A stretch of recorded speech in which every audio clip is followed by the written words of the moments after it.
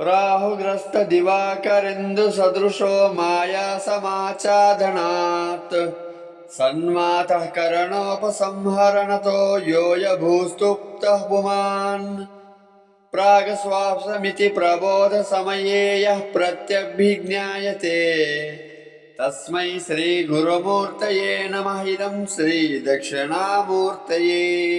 बाल्यादिष्वपि जाग्रदादिषु तथा सर्वस्वस्थास्वपि व्यावृत्तास्वनुवर्तमानमहामित्यं तः स्फुरन्तं सदा स्वात्मानं प्रकटीकरोति भजतां यो मुद्रया भद्रया तस्मै श्रीगुरुमूर्तये नमः। इदं श्रीदक्षिणामूर्तये।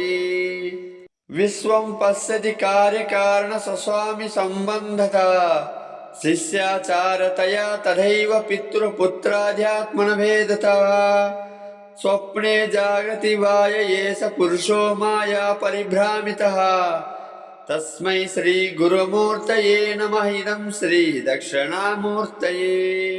भूरम्भांश नलोय नीलोऽयम्बरमहर्नाथो हिमांशु पुमान् इत्याभाति चराचरात्मकमिदं यस्य मूर्तिरष्टकम् नान्यत् किञ्चन विद्यते विमृशतां यस्मात्परस्माद्विभो तस्मै श्रीगुरुमूर्तये नमः। इदं श्रीदक्षिणामूर्तये।